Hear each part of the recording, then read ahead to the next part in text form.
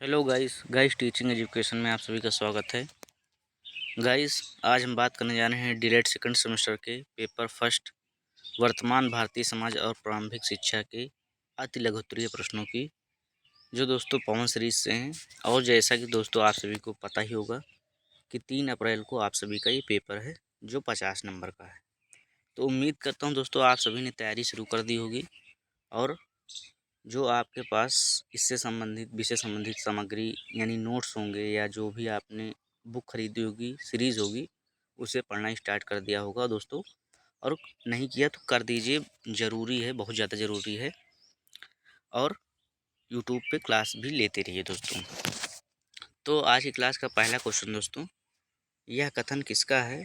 शिक्षा से मेरा तात्पर्य है बालक और मनुष्य के शरीर, मस्तिष्क व आत्मा का उत्कृष्ट विकास।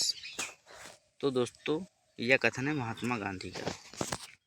फिर दोस्तों दूसरा क्वेश्चन है, यह कथन किसका है? शिक्षा मनुष्य की आंतरिक शक्तियों का स्वाभाविक सर्वगीण एवं प्रगतिशील विकास है। तो यह कथन किसका है दोस्तों? यह कथन पेस्टालॉजी का है। फिर अगला क्वेश्चन दोस्तों, किसने शिक्षण प्रक्रिया के 3 अंग शिक्षक, शिक्षार्थी व सामाजिक वातावरण बताएं? तो यह दोस्तों जॉन डीवी ने। अब दोस्तों इसमें कुछ समझाने वाला है नहीं, तो मैं इसमें क्या समझाऊँ।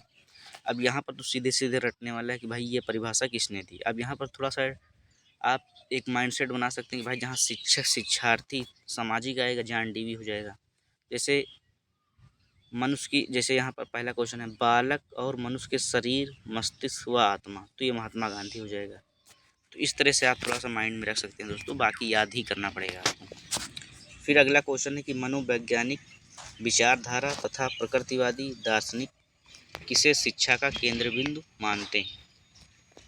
मीन्स मनोवैज्ञानिक विचारधारा जो प्रकृतिवादी दार्शनिक है, ये किसे शिक्षा का केंद्र मानते हैं? तो दोस्तों बालक को शिक्षा का केंद्र मानते हैं। और जाहिर सी बात दोस्तों कि बालक को ही शिक्षा का केंद्र मानना चाहिए, जो कि एनसीईआरटी ने इस पर जोर दिया है और न्यू एजुकेशन पॉलिसी जो है दोस्तों, इस पर विशेष जोर दिया गया है इनमें। फिर अगला क्वेश्चन है कि किस शिक्षा शास्त्री ने शिक्षा को समाज की प्रक्रिया माना है? किस शिक्षा शास्त्र ने शिक्षा को समाज की प्रक्रिया माना है? तो ये भी दोस्तों जॉन डीवी ने शिक्षा को समाज की प्रक्रिया माना है। फिर दोस्तों अगला क्वेश्चन है, शिक्षा एक द्विमुखी प्रक्रिया है, किसने कहा है? तो ये कथन दोस्तों जॉन एडम्स ने कहा है कि ये शिक्षा एक द्विमुखी प्रक्रिया है।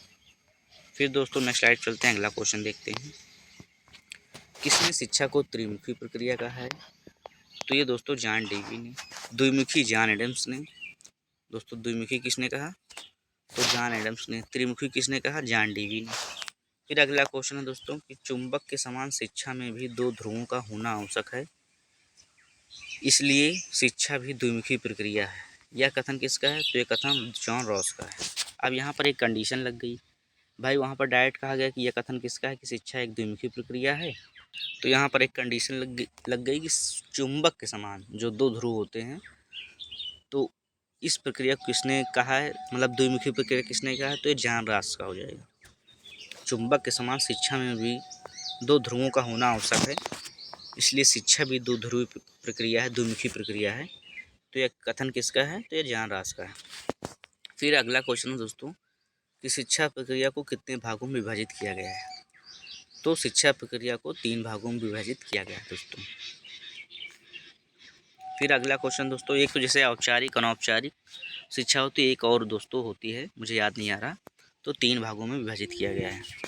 फिर अगला क्वेश्चन दोस्तों, शिक्षक सर्वश्रेष्ठ उद्देश्य तथा कार्य मानव प्रकृति तथा चरित्र को प्रशिक्षित करता है। प्रशिक्षित का मतलब दोस्तों जैसे आप सभी ने सुना होगा, ट्रेनिंग इसकी जो इंग्लिश होती है, तो वही कि भाई प्रशिक्षित करता है मतलब सिखाता है। तो यह कथन किसका है? तो यह कथन प्लेटो का है दोस्तों। फिर अगला क्वेश्चन है, यह कथन किसने कहा है? समाज विहीन व्यक्ति कोरी कल्पना है। कोरी का मतलब दोस्तों खाली, खाली मतलब बिल्कुल, मतलब समाज विहीन, मतलब समाज विहीन का मतलब जो समाज विहीन मतलब समाज के योग्य नहीं, समाज में रहने वाला नहीं, तो ऐसे व्यक्ति कोरी कल्पना है, केवल इनकी कल्पना की जा सकती है। तो यह कथन किसका है? रेमंड का है। फिर दोस्तों अगला क्वेश्चन है, शिक्षा हमारा जन्मसिद्ध अधिकार है। यह कथन किसका है? तो यह कथन पेस्टोलॉजी का है। फिर अगला क्वेश्चन देखते हैं दोस्तों, पौधों का विकास कृषि के द्वारा एवं मनुष्य का विकास शिक्षा के द्वारा होता है। मीन्स पौधों का विकास कृषि के द्वारा और शिक्षा का विकास मनुष्य का विकास शिक्षा के द्वारा होता है। यह कथन किसका है? यह कथन जॉन लॉक का है। फिर दोस्तों अगला क्वेश्चन है, शिक्षा में अध्यापक विद्यार्थी के साथ साथ पाठ्यक्रम भी सम्मिलित किया जाता है, क्योंकि पाठ्यक्रम के अभाव में शिक्षण कार्य पूर्ण नहीं हो सकता। तो यह कथन किसका है? यह कथन जॉन डीवी का है दोस्तों। फिर अगला क्वेश्चन है कि मानव जीवन के कौन से दो पक्ष हैं? तो दोस्तों प्रथम शारीरिक, मतलब पहला पक्ष है शारीरिक और दूसरा पक्ष है द्वितीय सामाजिक और सांस्कृतिक। उम्मीद करता हूँ दोस्तों आप सभी समझ पा रहे होंगे। दोस्तों वीडियो को लाइक कर दीजिएगा और चैनल को सब्सक्राइब कर दीजिएगा और ज़्यादा से ज़्यादा शेयर कर दीजिएगा। नेक्स्ट स्लाइड चलते हैं दोस्तों, अगला क्वेश्चन देखते हैं। जो विचार जीवन निर्माण, मनुष्य निर्माण तथा चरित्र निर्माण में सहायक हो, उन्हें ही शिक्षा की संज्ञा दी जा सकती है। तो यह कथन किसका है? स्वामी विवेकानंद का। जो विचार जीवन निर्माण, मनुष्य निर्माण तथा चरित्र निर्माण। अब यहाँ पर जो टैग वर्ड है दोस्तों निर्माण, अब तीन बार निर्माण आ रहा भाई, तो यहाँ पर आप एक ट्रिक बना सकते हैं कि 3 बार निर्माण तो स्वामी विवेकानंद अगर ऑप्शन में है या स्वामी विवेकानंद होगा दोस्तों, यहाँ पर थोड़ा समझ सकते हैं आप। फिर अगला क्वेश्चन है, किसने लिखा है? संगमरमर के पत्थर के लिए जो महत्व मूर्तिकार का है, वही महत्व आत्मा के लिए शिक्षा का है। मीन्स संगमरमर के पत्थर के लिए जो महत्व, जैसे मूर्तिकार अगर अच्छा है तभी संगमरमर के पत्थर को उसकी काबिलियत दिखा पाएगा, उस पत्थर की मतलब चमक को बाहर निखार पाएगा या उसकी वैल्यू को बता पाएगा। तो भैया वही महत्व आत्मा के लिए शिक्षा का है। तो ये कथन किसका है? एडिशन का। फिर अगला क्वेश्चन है कि बालक के विकास की कितनी अवस्थाएं हैं? तो 3, शैशव, बाल्य, किशोरा। शैशवावस्था, बाल्यावस्था, किशोरावस्था। फिर अगला क्वेश्चन है कि शिक्षा की संपूर्ण प्रक्रिया का उद्देश्य विकास या उन्नति है, ये किस दार्शनिक ने कहा है? शिक्षा की संपूर्ण प्रक्रिया का उद्देश्य विकास या उन्नति है, यह किस दार्शनिक ने कहा है? तो यह जॉन डीवी ने कहा है। फिर अगला क्वेश्चन है दोस्तों, जॉन डीवी ने कौन सी पुस्तक लिखी है? तो जॉन डीवी ने डेमोक्रेसी एंड एजुकेशन पुस्तक लिखी है। नेक्स्ट स्लाइड चलते हैं दोस्तों। वीडियो को लाइक कर दीजिएगा दोस्तों।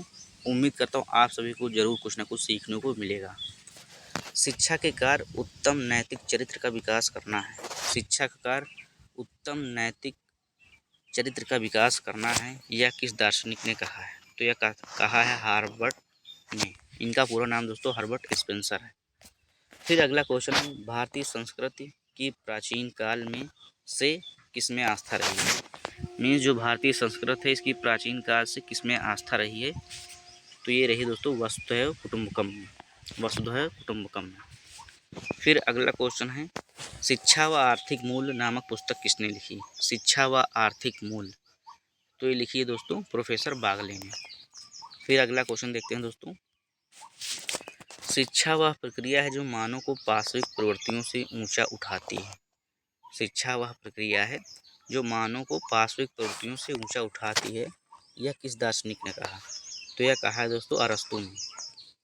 फिर अगला क्वेश्चन है दोस्तों, शिक्षा का मानव जीवन के लिए महत्वपूर्ण कार्य क्या है? तो ये सबसे महत्वपूर्ण कार्य क्या है दोस्तों? बालकों का चारित्रिक विकास करना।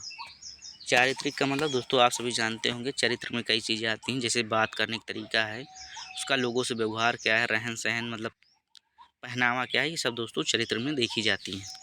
फिर अगला क्वेश्चन है दोस्तों, मानव के समस्त कार्य किसके अधीन होते हैं?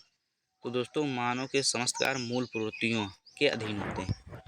दोस्तों विलियम मैकडूगल जो मनोवैज्ञानिक हैं अमेरिका के, इन्होंने दोस्तों 14 प्रकार की मूल प्रवृत्तियाँ बताई हैं। मूल प्रवृत्तियाँ क्या हैं दोस्तों? जैसे डर, भय, क्रोध, ये सब मूल प्रवृत्तियाँ हैं। इनके बाद जो हरकत करता है, जैसे मान लीजिए डरा तो वो भागेगा। विलियम मैकडूगल ने 14 प्रकार की मूल प्रवृत्ति बताई हैं दोस्तों। मूल प्रवृत्ति मैंने बताया, जैसे हंसना बहुत ज़्यादा, फिर क्रोधित होना, तो क्रोधित जब हो जाएगा तो मूल प्रवृत्ति क्या होगी? उसकी लड़ने की इच्छा होगी। तो दोस्तों उम्मीद करता हूँ आप सभी क्वेश्चन समझ पाए होंगे। दोस्तों वीडियो को ज़्यादा से ज़्यादा शेयर कर दीजिएगा और चैनल को सब्सक्राइब कर दीजिएगा। थैंक यू दोस्तों, आप सभी अपना ख्याल रखिएगा। हम सभी नेक्स्ट क्लास में मिलते हैं। Thank you.